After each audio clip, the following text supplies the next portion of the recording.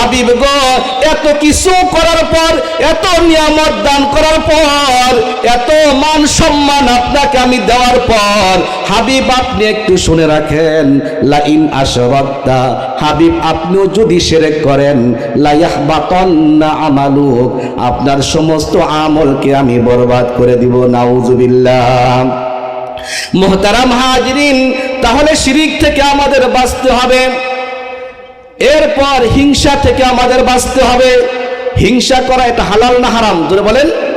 হারাম। হিংসা কেমন হারাম? আল্লাহর নবী বলেন, ইয়াকুম ওয়াল হাসাদ, হে আমার উম্মতেরা, তোমরা হিংসার গুনাহ থেকে বেঁচে থাকো। ফা ইন্নাল হাসাদা ইয়াকুলুল হাসানাত, কেননা হিংসার গুনাহ এটা মানুষের নেক আমলকে খেয়ে ফেলে। কেমনে খেয়ে ফেলে?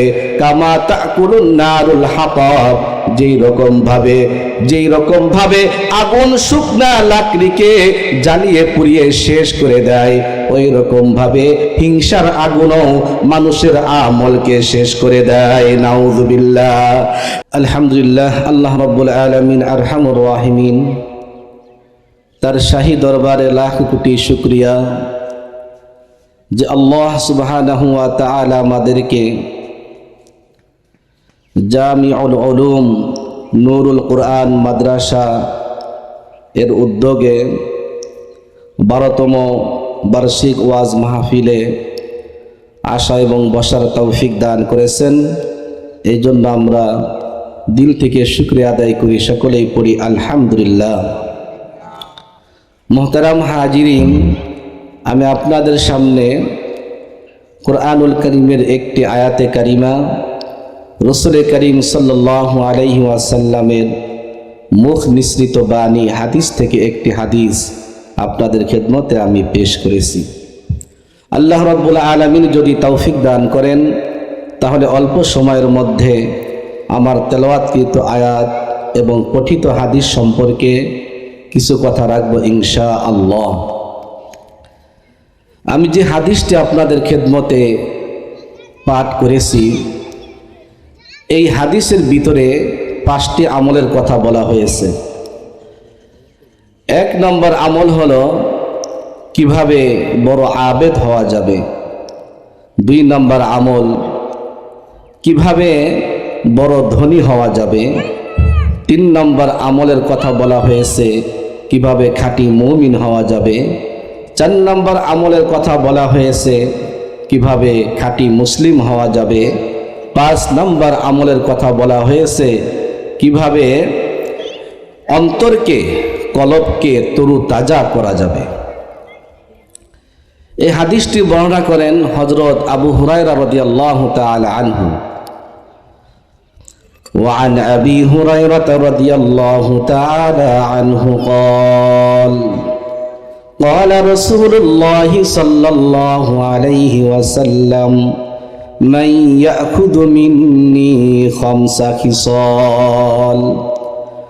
হযরত আবু হুরায়রা রাদিয়াল্লাহু তাআলা আনহু বলেন, একবার রাসূল করিম সাল্লাল্লাহু আলাইহি ওয়াসাল্লাম আমাদেরকে লক্ষ্য করে বললেন, হে আমার সাহাবীরা, মান ইয়াখুযু মিন্নী 5 খিসাল, তোমাদের মধ্যে কে আছে আমার কাছ থেকে 5টি বৈশিষ্ট্য, আয় 5 আমাল, 5টি আমল আমার কাছ থেকে শিক্ষা করবে, শিক্ষা নিবে। এরপর আল্লাহর নবী জনাবে মুহাম্মদুর রাসূলুল্লাহ সাল্লাল্লাহু আলাইহি ওয়াসাল্লাম বলেন, 5টি আমল শিক্ষা করে ফায়ামালু বিহিন্না, সে নিজে আমল করবে। ওয়া ইউআল্লিমুহুন্না মান ইয়ামালু বিহিন, আর যারা আমল করতে চায় তাদেরকে শিক্ষা দিবে। আমার কাছ থেকে 5টি আমল শিক্ষা নিয়ে সে নিজে আমল করবে, আর যারা আমল করতে চায় তাদেরকে শিক্ষা দিবে। ফাকুলতু আনা ইয়া রাসূলুল্লাহ, হযরত আবু হুরায়রা রাদিয়াল্লাহু তাআলা আনহু বলেন, আমি বললাম, আনা ইয়া রাসূলুল্লাহ, হে আল্লাহর নবী, আমি ওই 5টি আমল শিক্ষা করব। হযরত আবু হুরায়রা বলেন ফাআখাযা বিয়াদি, এরপর আল্লাহর নবী আমার হাত ধরলেন, ফাআদ্দাহুন্না ফিহা, আমার হাত ধরে আমার হাতের 5টি আঙ্গুলি গণনা করলেন। হে আবু হুরায়রা, এই যে হাতে যেরকম আঙ্গুল 5টি, আমি তোমাকেও আমল শিখাবো 5টি। এরপর আল্লাহর নবী বলেন, হে আবু হুরায়রা, 1 নম্বর আমল হলো ইত্তাকিল মাহারিমা তাকুন আবাদান নাস। হে আবু হুরায়রা, তুমি যদি বড় আবেদ হতে চাও, বড় ইবাদতকারী হতে চাও, তাহলে সমস্ত হারাম কাজ ছেড়ে দাও। সমস্ত হারাম কাজ ছাড়লেই তুমি বড় আবেদ হতে পারবে। 1 নম্বর আমল হলো সমস্ত হারাম কাজ ছেড়ে দাও, হারাম কাজ ছাড়লেই বড় আবেদ হতে পারবে। মুহতারাম হাজিরিন, আল্লাহ নবী এখানে বলেন নাই বেশি বেশি নামাজ পড়লে বড় আবেদ হওয়া যাবে, বেশি বেশি রোজা রাখলে বড় আবেদ হওয়া যাবে, বেশি বেশি দান সদকা করলে বড় আবেদ হওয়া যাবে। আল্লাহ নবী এটা বলেন নাই। আল্লাহর নবী বলেছেন সমস্ত হারাম কাজ ছাড়লেই তুমি বড় আবেদ হতে পারবে। এখন আপনাদের প্রশ্ন, হুজুর আবেদ হতে হলে কি নামাজ লাগবে না? আবেদ হতে হলে কি রোজা লাগবে না? আবেদ হতে হলে কি দান সদকা করা লাগবে না? হ্যাঁ লাগবে। আবেদ হওয়ার জন্য নামাজ পড়তে হবে, আবেদ হওয়ার জন্য রোজাও রাখতে হবে, আবেদ হওয়ার জন্য দান সদকা করতে হবে, আবেদ হওয়ার জন্য ভালো কাজও করতে হবে। কিন্তু মুহতারাম হাজিরিন, এই আমার নামাজ, আমার রোজা, আমার হজ, আমার যাকাত, আমার দান সদকা টিকিয়ে রাখার জন্য আমার সমস্ত হারাম কাজ ছাড়তে হবে। এই ইবাদত, এই আমল টিকিয়ে রাখার জন্যই আমার হারাম ছাড়তে হবে।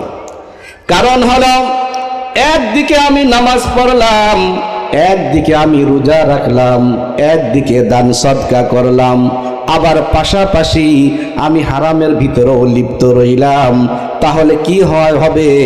ওই হারামে লিপ্ত হওয়ার কারণে আমার আমলগুলো বরবাদ হয়ে যাবে। নাউজুবিল্লাহ। যেমন মনে করেন শিরিক করা, পীরের পায়ে সেজদা দেওয়া, মাজারে সেজদা দেওয়া হালাল না হারাম? হারাম। মুহতারাম হাজিরিন, একজনে নামাজ পড়লো, একজনে রোজা রাখলো, দান সদকা করলো, অনেক আমল করলো, কিন্তু পাশাপাশি সে শিরিক করলো। মনে করেন পীরের পায়ে সেজদা দিল, মাজারে সেজদা দিল, পীরের নামে মান্নত করলো, দেখা গেল এই শিরিকে লিপ্ত হওয়ার কারণে তার যেরকম আমল বরবাদ হবে, ওই রকম ভাবে তার ঈমানও বরবাদ হয়ে যাবে। নাউযুবিল্লাহ। মুহতারাম হাজিরিন, শিরিক করার দ্বারা ঈমানও চলে যায়, আমলও বরবাদ হয়ে যায়। ও মুহতারাম হাজিরিন, আল্লাহ রাব্বুল আলামিন এই কুল কায়নাতের মধ্যে তার হাবিবকে সবচাইতে বেশি মহব্বত করেন। আমাদের নবীকে আল্লাহ রাব্বুল আলামিন সবচাইতে বেশি মহব্বত করেন। আল্লাহ রাব্বুল আলামিন বলেন, হাবিব আপনি হলেন সাইয়্যিদুল মুরসালিন, হাবিব আপনি হলেন খাতামুন নবীন। হে হাবিব, আপনাকে আমি হাউজে কাউসার দান করেছি। হে হাবিব, আপনাকে আমি মাকামে মাহমুদ দান করেছি। হে হাবিব, আপনাকে আমি বিশ্ববাসীর জন্য আমি রহমত স্বরূপ প্রেরণ করেছি। আমি হলাম রব্বুল আলামিন, আর আপনি হলেন রহমাতুল লিল আলামিন। হে হাবিব, আপনাকে আমি অনেক নিয়ামত দান করেছি, আপনাকে আমি অনেক নিয়ামত দান করেছি। আপনাকে আমি এমন 5টি নিয়ামত দান করেছি, যেই 5টি নিয়ামত আমি কোনো নবীকে দান করি নাই। আদম আলাইহিস সালাম সালামকে আমি দান করি নাই, নূহ নবীকে আমি দান করি নাই, ইব্রাহিম আলাইহিস সালামকে আমি দান করি নাই, ঈসা আলাইহিস সালামকে আমি দান করি নাই। যেই 5টি নিয়ামত আমি আপনাকেই দান করেছি। হাবিব গো, এত কিছু করার পর, এত নিয়ামত দান করার পর, এত মান সম্মান আপনাকে আমি দেওয়ার পর, হাবিব আপনি একটু শুনে রাখেন, লা ইন আশরাকতা, হাবিব আপনিও যদি শিরক করেন, লা ইয়াহবাতান্না আমালুক, আপনার সমস্ত আমলকে আমি বরবাদ করে দিব। নাউজুবিল্লাহ।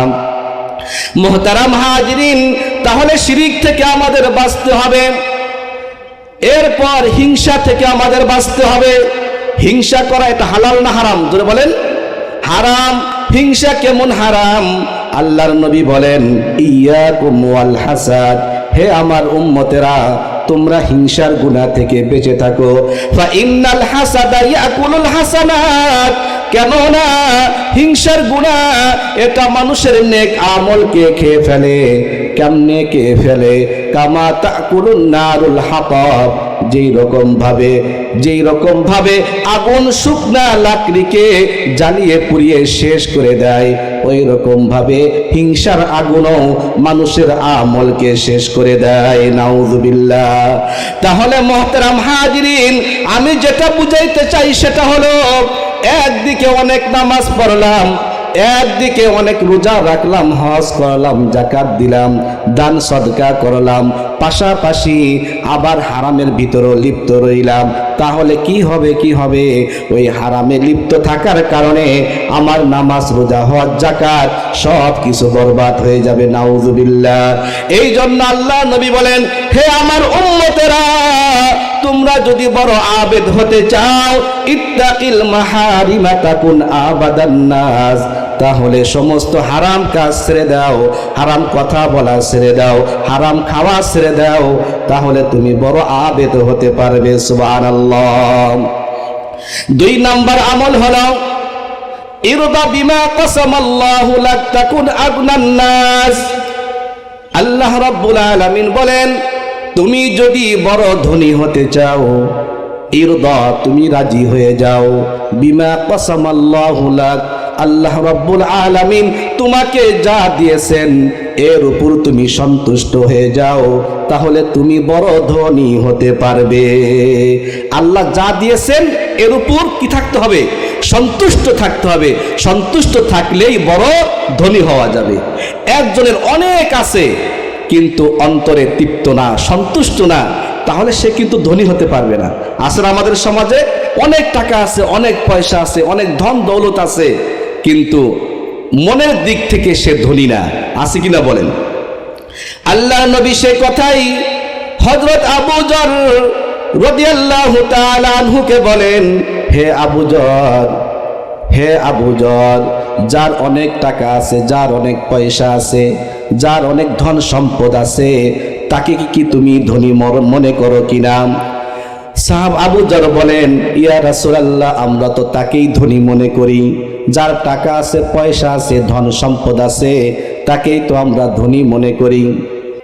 আল্লাহ নবী বলেন, যার কিছু নাই, টাকা নাই, পয়সা নাই, ধন নাই, দৌলত নাই, তাকে কি তুমি গরিব মনে করো? আবু যর রাদিয়াল্লাহু তাআলা আনহু বলেন, ইয়া রাসূলুল্লাহ, আমরা তাকেই তো ধনী মনে করি, গরিব মনে করি। আল্লাহ নবী বলেন, হে আবু যর, শুনে রাখো, ইন্নামাল গিনা গিনান নাফস ওয়া ফাল ফাকরু ফাকরুল কলব। হে আবু যর, অন্তরের ধনী হলো বড় ধনী, আর অন্তরের গরিব হলো বড় গরিব। বলুন নাউযুবিল্লাহ। এই জন্য মুহতারাম হাজিরিন, আল্লাহ রাব্বুল আলামিন আমাদেরকে যা দিয়েছেন এর উপর আমাদের সন্তুষ্ট থাকতে হবে, তাহলে বড় ধনী হওয়া যাবে। আল্লাহ নবী আরেক হাদিসে বলেন, কদ আফলাহা, ওই ব্যক্তি সফল কাম হয়েছে, মান আসলামা, যে ইসলাম গ্রহণ করেছে, ওয়া রুজিকা কাফাফান, এবং প্রয়োজন মাফিক সে রিজিক পেয়েছে, ওয়া কান্নাহুল্লাহু বিমা আতাহু, আর আল্লাহ রাব্বুল আলামিন তাকে যা দিয়েছেন এর উপর সে সন্তুষ্ট আছে। আল্লাহর নবী বলেন, এই ব্যক্তি সফলতা অর্জন করেছে। সুবহানাল্লাহ। আর ওই যে তিন নাম্বার আমলের কথা বলেছিলাম, ওয়া আহসিন ইলা জারিকা তাকুম মুমিনা, প্রতিবেশীর সাথে ভালো ব্যবহার করতে হবে, তাহলে খাঁটি মুমিন হওয়া যাবে। আরেকটা হলো আহিব্বা লিন্নাসি মা তুহিব্বু লিনাফসিক, আমি নিজের জন্য যা পছন্দ করব আমার অপর ভাইয়ের জন্য তাই পছন্দ করব, তাহলে খাঁটি মুসলিম হওয়া যাবে। আর ওই যে বলেছিলাম ওয়ালা তুকসিরুদ্দিক ফা ইন্না কাসরাতাদ্দিকি তুমিতুল কলব, তুমিতুল কলব। আল্লাহ নবী বলেন তোমরা বেশি বেশি হাসবে না, বরং বেশি বেশি কাঁদবে, কম কম হাসবে, কারণ বেশি হাসলে ফা ইন্না কাসরাতাদ্দিকি তুমিতুল কলব, কারণ বেশি হাসলে মানুষের অন্তর মরে যায়। আল্লাহ রাব্বুল আলামিন আমাদেরকে এই 5টি আমলের উপর আমল করার তৌফিক দান করুন, আমিন। ওয়া আখিরু দাওয়ানা আলহামদুলিল্লাহি রাব্বিল আলামিন।